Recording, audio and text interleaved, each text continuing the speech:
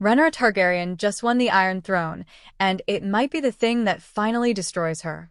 House of the Dragon Season 4 Episode 1 is coming, and everything we just learned from the people making it changes what we thought we knew about how this war ends. The Season 3 finale left House of the Dragon fans in a strange place. The Battle of Tumbleton is over. King's Landing has a new ruler sitting nervously on a throne made of swords, and somewhere out there, a woman who calls herself a sorceress is carrying a child that could reshape the rest of this war. But what makes this moment different from every other season break in this show's history is what showrunner Ryan Condal has been saying in the weeks since that finale aired. He has now confirmed, on the record, that Season 4 will be the final chapter of House of the Dragon, and he did not stop there. Speaking with Empire on the Pilot TV podcast, Condal said flatly that the entire fourth season is built around payoff, meaning nearly every loose thread left dangling from 3 seasons of Targaryen civil war is finally going to get resolved in the final stretch. That is a massive statement for a show that has spent years planting seeds that never fully bloomed, and it tells us this final season is not going to ease viewers in slowly. What is even more telling is how Condal describes the scale of what is coming. In a separate conversation with Deadline, he called Season 4 the biggest season the show has ever attempted, and he was not talking about episode count. He confirmed the season will keep the same general structure as the previous 3, but the ambition behind it, in his own words, is massive. That distinction matters because House of the Dragon has never been shy about big battles, yet the people actually writing the season are telling us straight out that everything gets bigger from here. Combine that with another detail Condal revealed at a press conference just after the Season 3 finale aired, where he explained that he and executive producer Sarah Hess sat down with the writing team and broke the entire superstructure of Season 3 and Season 4 together, before either season was filmed. That means the ending of the story was mapped out long before fans ever saw the Battle of Tumbleton unfold, and every major beat in Season 4 was designed specifically to answer questions the earlier seasons intentionally left open. That kind of long-range planning explains why Condal has been dropping so many specific hints about what is coming, rather than staying vague the way showrunners usually do this far out from a premiere. He has openly confirmed that Season 4 will introduce new characters, new dragons, and new locations, and he described this combination as necessary to make the final season feel worthy of closing out the entire series. For a show built around a limited, very recognizable set of dragons, the idea of new ones entering the story late in the game raises an obvious question. Where have they been? And why now? Part of the answer may lie in a detail Winter is Coming Annette picked up from Condal's comments, referencing a wild, mostly unseen dragon known as Grey Ghost, a creature so elusive in the source material that even longtime readers rarely expect to see it depicted on screen. If Condal is hinting at creatures like this appearing in the final season, it signals the writers are willing to pull from the deepest, least adapted corners of George R.R. Martin's Fire and Blood to make this ending feel complete, rather than sticking only to the characters and dragons audiences have already met.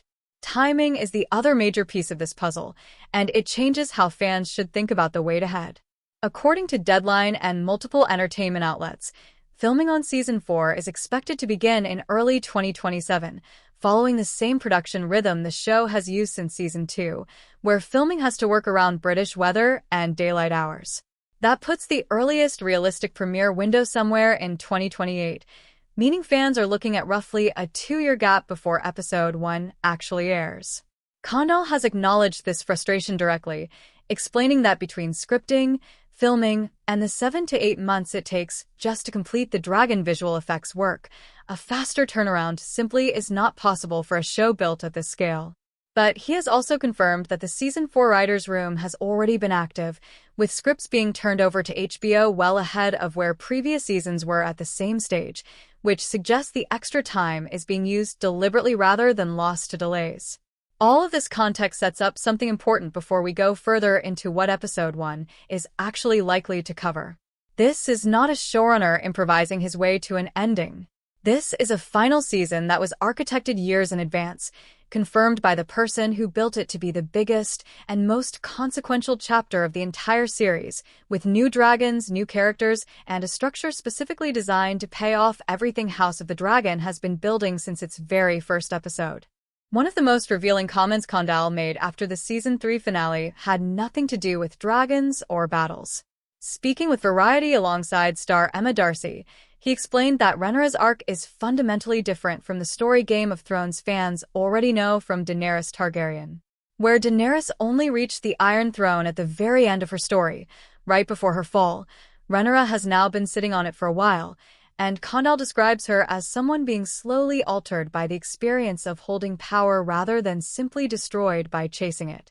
He went further, saying the show's real theme is how power corrupts different people in different ways, how it can turn good people into something darker, take already corrupted people and make them into outright villains, and in some cases, as he put it, simply destroy someone the way it destroyed King Viserys. That framing is a strong signal for where Season 4 Episode 1 is likely to start. Instead of opening on a triumphant new queen, expect the premiere to show a ruler already cracking under the weight of what she has done to hold her throne, someone whose choices in the finale are catching up with her immediately. This matters even more once you factor in something Condal has been far less shy about discussing lately, his increasingly public disagreements with George R.R. Martin over how faithfully the show should follow Fire and Blood. Multiple outlets, including Collider and AOL, have reported on this tension directly, and Condal has been candid that the adaptation will continue making deliberate departures from the book rather than trying to replicate it beat for beat. That is important context for anyone expecting Season 4 Episode 1 to open exactly the way the source material does. Condal has effectively told audiences to expect surprises, meaning familiar story beats from the books may be delayed, combined, reassigned to different characters, or skipped over entirely in favor of what he feels serves the television version of this story better.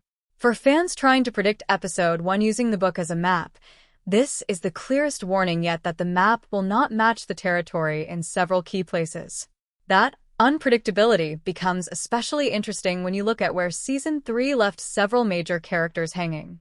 The fate of the so-called Dragon Seeds, writers like Hugh Hammer and Ulf White, who claimed dragons without traditional Targaryen bloodlines, was left unresolved heading into the finale, and Condal has confirmed Season 4 is built around paying off storylines like this rather than quietly dropping them. The same logic applies to Prince Daeron and his dragon Tessarion, who vanished from the narrative without a clear resolution by the time the credits rolled.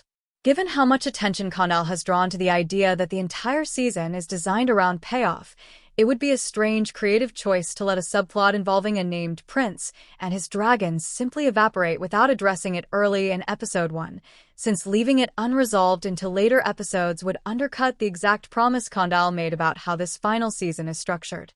Then there is Alice Rivers, whose pregnancy by Aemon Targaryen was one of the more unsettling reveals of the back half of Season 3.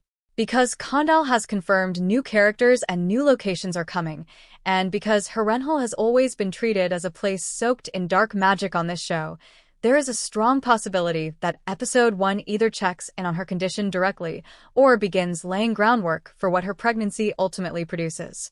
The show has spent real time establishing that Alice practices something closer to blood magic than simple prophecy, and if the writers intend to use that thread meaningfully rather than as background flavor, the final season is the only place left to pay it off. Perhaps the most consequential hint buried in Condal's recent comments is his description of wanting to bookend the season with what he called the two biggest sequences the show has ever attempted. He said this directly to Deadline while discussing how the Battle of Tumbleton was constructed, comparing its scale to historical accounts of large-scale invasions rather than typical fantasy battle sequences. If Tumbleton was the closing sequence of Season 3, and Condal is already thinking about Season 4 in terms of matching or exceeding that scale at both ends of the season, episode may first not ease viewers back into the story slowly at all. Instead, it increasingly looks like the writers intend to open the final season with a set piece large enough to signal immediately that the stakes have permanently changed, rather than spending an entire premiere on quiet political aftermath before the real conflict resumes. There is also the matter of Daemon Targaryen, whose story has always been pointed toward one specific, long-promised confrontation. Fans have known since before Season 1 premiered that a battle involving Demon and his dragon Caraxes over the God's Eye Lake is coming, and Condal has never distanced himself from that expectation. Given that Season 4 is confirmed as the show's final chapter and Condal has emphasized paying off long-running threads, this confrontation is one of the most heavily anticipated moments left to deliver. What makes Episode 1 interesting in this context is timing. Condal has been clear that this season is mapped out with intention, meaning the biggest, most emotionally loaded confrontations are unlikely to be rushed into the premiere. Instead, expect Episode 1 to spend time repositioning Demon, showing where the fallout from Tumbleton has physically and emotionally left him, rather than jumping straight into the fight audiences have been waiting years to see. Shows built around a single final season rarely spend their best material in the first hour, and Condal's own comments about pacing and structure suggest this final stretch of story was constructed with a clear sense of when its biggest moment should land. That same logic applies to Rhaenyra herself. Her death has technically already been referenced within the Game of Thrones universe, since the original series established that Rhaenyra did not survive the war for the throne. But knowing that an outcome is coming and knowing how the show chooses to depict it are two very different things, and Condal's comments about power slowly altering and corrupting her suggest Episode 1 is more likely to show the beginning of that psychological unraveling rather than its conclusion. If the show is treating this season as one continuous argument about what holding power does to a person, the premiere almost certainly needs to establish Rhaenyra in a noticeably different emotional state than where fans left her, someone visibly changed by what she has already survived and what she has already done to survive it. All of this ties back to something larger than just plot mechanics. Condal has been unusually direct about the fact that this is genuinely his last stretch of time in this franchise. In interviews with Collider and later echoed by multiple outlets, he stated plainly that he feels he has said what he needs to say about dragons, Targaryens, and the Iron Throne, and that once Season 4 wraps, he does not intend to return to this corner of Westeros again, even though his overall deal with HBO continues well beyond that. That is a meaningful detail for how Episode 1 is likely to be written. A showrunner who knows this is his final chapter in a story world does not tend to hold material back for a future season that will never come. Every thread Condal has publicly acknowledged, from the fate of the Dragon Seeds, to Daeron and Tessarion, to Alice Rivers and her unborn child, to the long-promised battle over the God's Eye, exists on a season that has to answer for all of it, because there is no Season 5 waiting to clean up whatever gets left behind.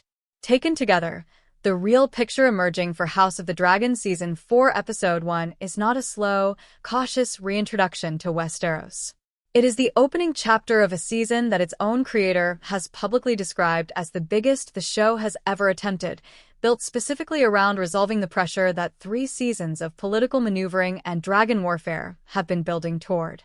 Expect a premiere that re-establishes Rhaenyra as a ruler already changing under the weight of her own choices, checks in on the fates left hanging from Tumbleton, and signals early that the show intends to match its ending to the scale of everything that came before it, rather than easing viewers back in gradually.